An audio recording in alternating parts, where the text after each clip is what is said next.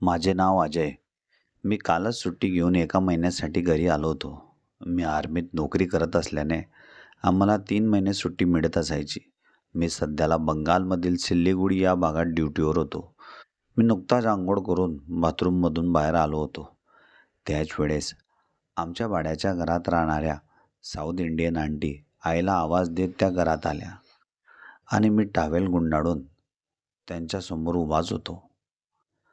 तेव्हाच आमची दोघांची नजरानजर झाली आणि मी त्यांना म्हणालो, "कौन चाहिए आपको?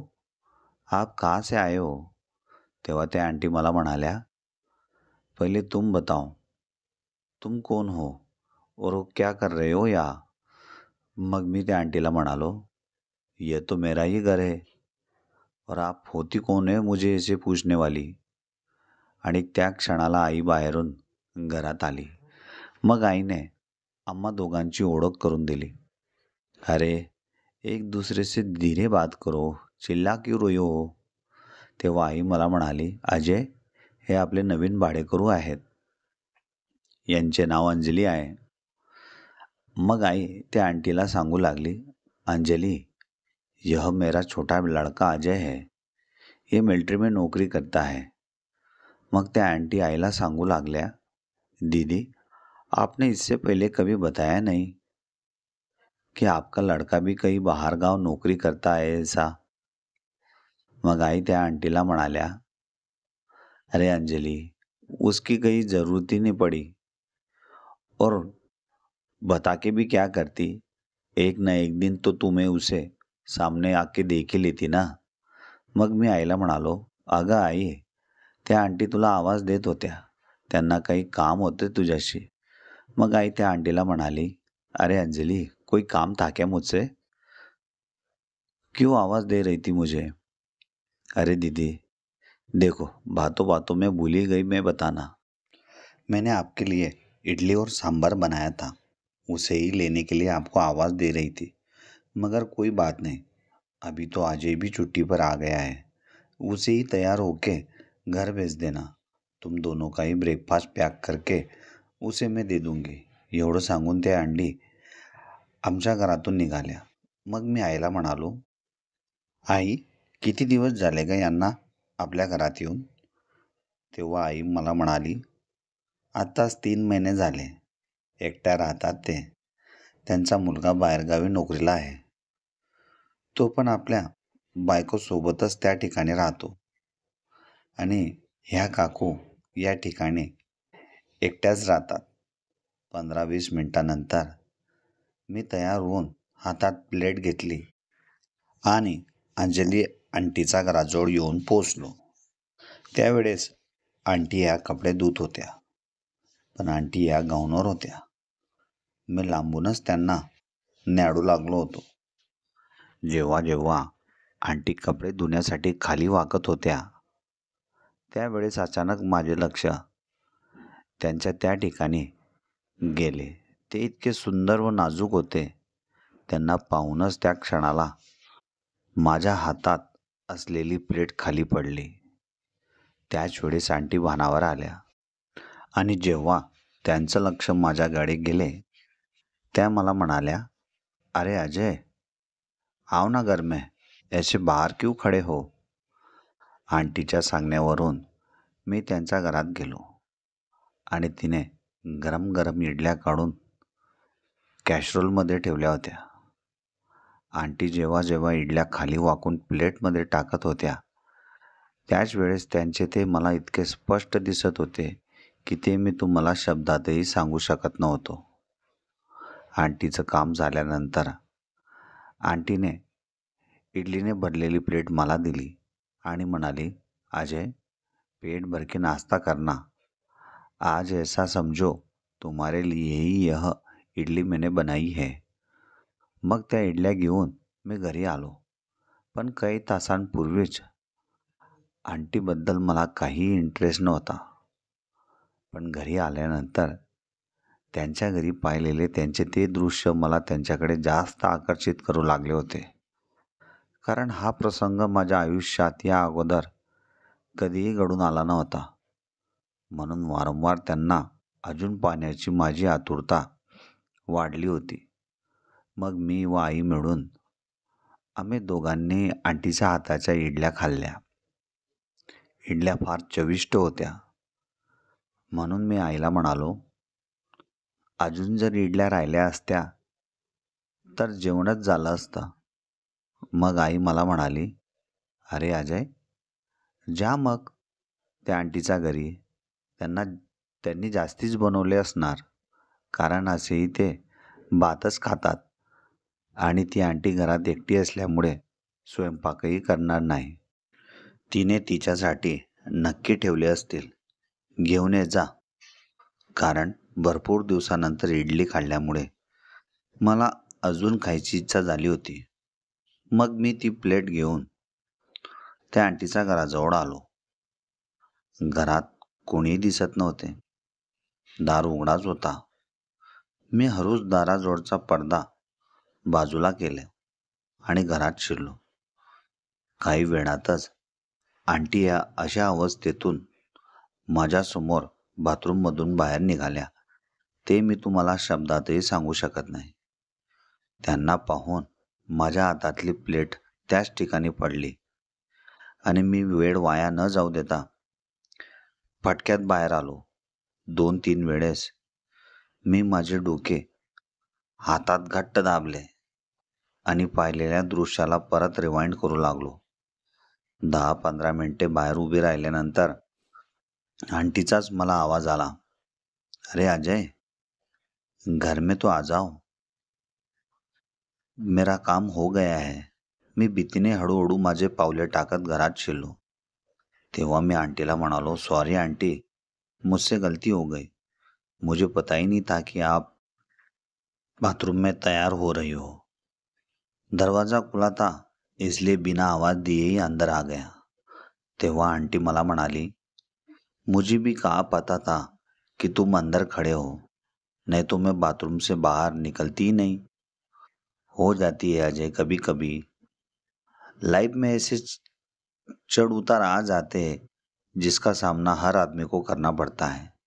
इतना टेंशन मत लो, जो हुआ उसे सपना समझकर भूल जाओ. आंटी फार मनमोकळेपणाने बोलत होत्या. त्यांचा स्वभाव फारच छान होता.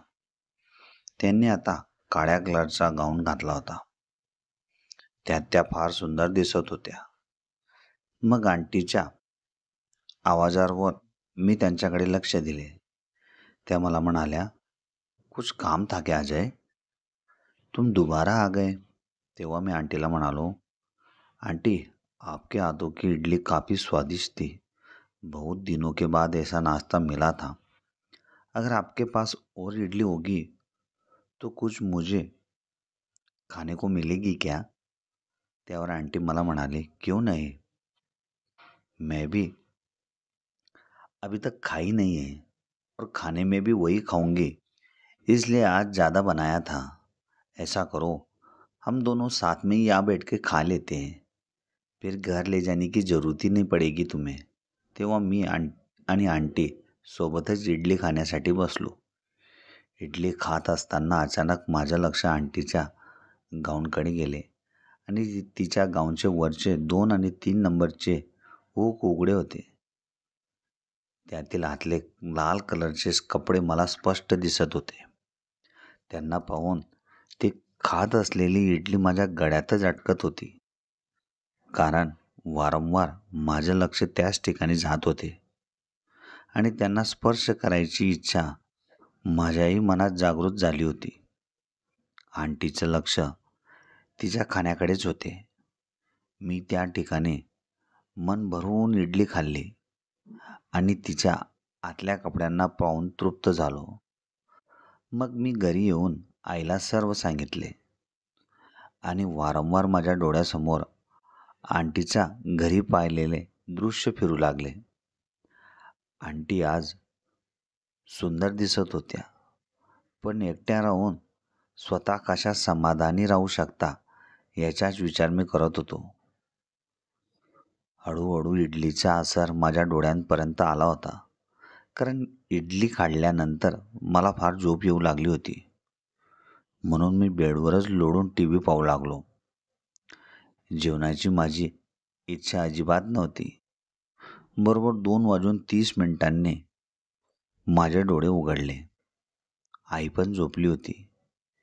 मी तोंडावर पाणी मारले आणि थोडा वेळ बाहेर येऊन ओट्यावर बसलो. माझे लक्ष आंटीच्या घराकडे होते.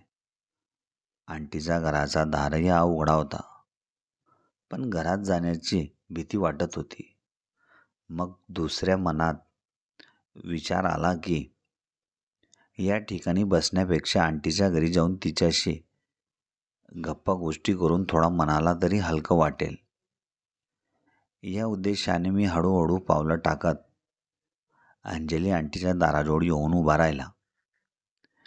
मी हलक्या हाताने आवाज न येऊ देता आंटीच्या घराचा पडदा बाजूला केला आणि समोरचे दृश्य पाहून माझ्या पायाखालची जमीनच हादरली. आंटी या खुर्चीवर बसून हातात मोबाईल घेऊन असं काही करत होत्या ते मी तुम्हाला शब्दातही सांगू शकत नव्हतो. त्यांच्याकडे पाहून त्यांची अस्वस्थता मी समजू शकत होतो. एवढ्या भर जवानीत ती बाई घरात एकटी असायची. सोबत नवऱ्याची साथही नव्हती. सुखदुःखात आणि आयुष्याच्या आनंदाच्या क्षणात ती आंटी उदासीन होऊन असे कृत्य करण्यास ती स्वतःलाच भाग पाडत होती. आणि जेव्हा मी हळूहळू पावलं मागे घेऊ लागलो त्याच वेळेस माझा पाय हा त्या पायरीवरून खाली निसटला. माझ्यामुळे त्या ठिकाणी मोठा आवाज झाला म्हणून आंटी या लागलीच भानावर आल्या आणि आपल्या जागेवरून उठून त्या त्वरित बाहेर आल्या आणि मला पाहून त्या म्हणाल्या, अजय, तुम इतनी दोपहर को यह क्या कर रहे थे? तेव्हा मी आंटीला म्हणालो, आंटी मैं आपके घर ही आ रहा था मगर सीढ़ी चढ़ते टाइम अचानक मेरा पैर फिसल गया. तेव्हा आंटीने त्यांच्या हात मला देऊन उठवले. त्यांच्या हातांचा स्पर्श माझ्या हाताने झाल्याने माझ्या अंगाला काटेच आले. माझे अंग थरथरायला लागले. मग आंटीने मला घरात बोलवले आणि बसायला खुर्ची दिली. तेव्हा मी आंटीला म्हणालो, आंटी, आप घर में अकेली रह के बोर नहीं हो जाती हो? तेव्हा आंटी मला म्हणाली, बोर तो काफ़ी हो जाती हो अजय, मगर मुझे अकेलेपन की आदत हो गई है. मग मी आंटीला परत विचारले, आंटी, अंकल को ऐसे क्या हुआ था कि इतनी जल्दी चले गए? तेव्हा आंटी मला सांगू लागल्या, तुम्हारे अंकल को दमा की बीमारी थी.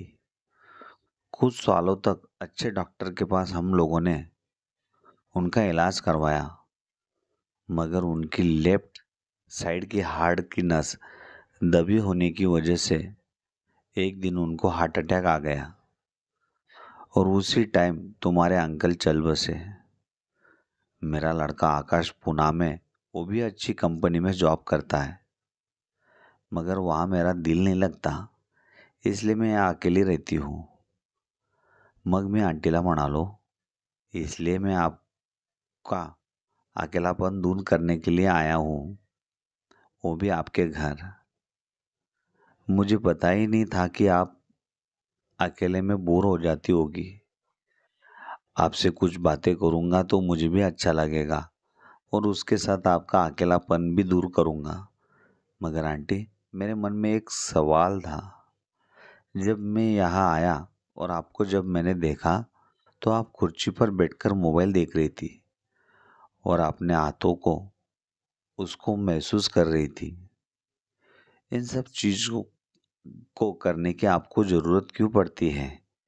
तेव्हा आंटी मला म्हणाल्या, अजय, अभी तुम कुंवारे हो, तुम्हारी शादी हो जाएगी ना, और जब तुम्हारी बेबी तुम्हारे पास न होके तुम्हारे माँ के पास रहेगी तब उसे अकेलेपन जो महसूस होता है वैसा ही अकेलेपन मैं भी महसूस करती हूँ. जब से तुम्हारे अंकल मुझे छोड़ गए हैं, मुझे प्यार करने वाला ही कोई नहीं मिला. मेरी सुंदरता की वजह से हर कोई मुझे अलग नज़र से देखता है, मगर मैं भी मेरे मन को कंट्रोल करके अपना काम में मस्त रहती हूँ. आंटी माझ्याशी बोलत असताना थोड्या साईडला सरकल्या आणि त्याच वेळेस माझं लक्ष आंटीच्या आतल्या दिसणाऱ्या कपड्यांवर गेले. त्यांना पाहून आंटीला लागलीच मिठीत घ्यावे अशी माझ्या मनात इच्छा जागृत झाली. पण ते यावेळेस शक्य होताना मला काही दिसत नव्हते. पण जेव्हा आंटी माझ्याकडे पाहू लागल्या तेव्हा त्यांना समजले की माझं लक्ष त्यांच्या कोणत्या ठिकाणी आहे. मग आंटी उठून दाराच्या बाहेर डुंकून पाहू लागल्या आणि हळूच त्यांनी दार लावून त्याची कडी लावली आणि आंटीने साईडला पडलेली खुर्ची घेऊन माझ्या शेजारी येऊन त्या बसल्या आणि माझ्याकडे एकटक नजरेने त्या पाहू लागल्या. तेव्हा मला भीती वाटत होती आणि ती माझ्यासोबत असं काय करणार आहे याची मला कल्पनाही नव्हती. हळूहळू आंटीने आपले दोघं हात माझ्या हातावर ठेवले आणि मला म्हणाल्या, जब तुम दोपहर को मेरे दरवाजे के पर्दे से अंदर देख रहे थे तब मैंने तुम्हें सामने वाले आईने में से देख लिया था. अजय, जब मैंने पहली बार तुम्हें तुम्हारे घर में नहाने के टाइम पर देखा था ना, तब से मैं तुम्हें अपना दिल दे चुकी थी. मगर मैं खाली वक्त का इंतज़ार कर रही थी कि मेरा भी टाइम आएगा और मैं तुम्हारे पास अपने प्यार का इजहार करूँगी. अजय, अगर तुमने मुझे वो प्यार, वो खुशी एक स्व दे दी ना, तो मैं ज़िंदगी भर तुम्हारा एहसान नहीं भूलूंगी. क्योंकि मैं बहुत सालों से अपने पति का प्यार पाने के लिए तरस चुकी हूँ. ऐसे लगता है ज़िंदगी में भी मुझे प्यार करने वाला कोई ना कोई होना चाहिए. तुम्हारी आंखों में वह प्यार मैं देख चुकी हूँ अजय. इस बार मुझे नाराज मत करना. त्या क्षणाला आंटीने मला मिठीत घेतले. माझं अंग तापायला लागलं होतं, थरथरत होतं. मग मी आंटीला म्हणालो, आंटी, इस हालत में अगर हम दोनों को किसी ने देख लिया तो बहुत बड़ा पंगा हो जाएगा. इसलिए आप इस टाइम पे मुझसे दूरी बना के रखिए. तेव्हा आंटी मला म्हणाल्या, इस दोपहर को हर कोई अपने घर में सोया होगा अजय. बस खाली हम दोनों ही इस रूम में अकेले हैं. हमारे सिवाय दूसरा कोई नाही आहे. मग मी ये आंटीला हळूहळू साथ देऊ लागलो होतो. आता आमचे दोघांचेही ओठ समोरासमोर होते आणि डोळे फक्त एकमेकात गुंतलेले होते. आमच्या दोघांचेही स्पर्श करणाऱ्या आमचे गरम श्वास आम्हाला ऊर्जा व वेगळी तरंग निर्माण करू लागले होते. मग आंटीने वेळ वाया न जाऊ देता तब्बल 20 मिनिटापर्यंत माझ्या ओठांचा रस चाखला आणि त्यांना त्या रसाचा आनंद एवढा मजेशीर वाटला की त्यांना या अगोदर कोणासोबतच असा आनंद मिळाला नव्हता जेवढा आनंद त्यांनी माझ्या सहवासात काढला होता. मग मीही आंटीला साथ देऊ लागलो होतो. हळूहळू आम्ही एकमेकांच्या मिठीत असे सामावून गेलो की भरभरून प्रेम करूनही आम्हाला थकवा जाणवत नव्हता. मग आंटीने मला बेडवर आणून बसवले आणि हळूहळू आम्ही दोघांनी आमच्या अंगावरचे कपडे बाजूला ठेवून भरभरून प्रेम केले. आता माझे व आंटीचे नित्यनेम झाले होते. दुपारच्या वेळेत जेव्हा आई झोपायची तेव्हा मी आंटीच्या घरी येऊन तिच्यासोबत भरभरून प्रेम करायचो. आणि जेव्हा पण मला रात्रीच्या वेळेस आंटीची आठवण यायची त्यावेळेस मी आईला सांगून मित्रांसोबत बाहेर जात आहे आणि रात्रभर आंटीच्या घरी थांबून तिच्याशी भरभरून प्रेम करायचो. आंटीलाही माझा सहवास आवडायला लागला होता. तिला माझ्याशिवाय अजिबात करमत नव्हते. जेव्हा पण आमचे भरभरून प्रेम झाल्यानंतर आंटी नेहमी मला म्हणायची, अजय, दूध प्यायची इच्छा असेल तर सांग, नाहीतर तुझ्यासाठी वेगळं काही बनवेल. असा स्टॅमिना व ऊर्जा शेवटपर्यंत राहू दे. म्हणजे लग्न झाल्यानंतर तुझ्या बायकोला मिळणारा तुझ्याकडून जो आनंद आहे तिच्याने ती समाधानी व सुखी राहील. माझ्यासारखी नशीब तिचे नसेल अशा प्रकारे जोपर्यंत माझी सुट्टी संपत नाही तोपर्यंत आमच्या भाड्याच्या घरात राहत असलेल्या साऊथ इंडियन आंटीला मी मनापासून आनंदित व तृप्त करून ठेवले होते.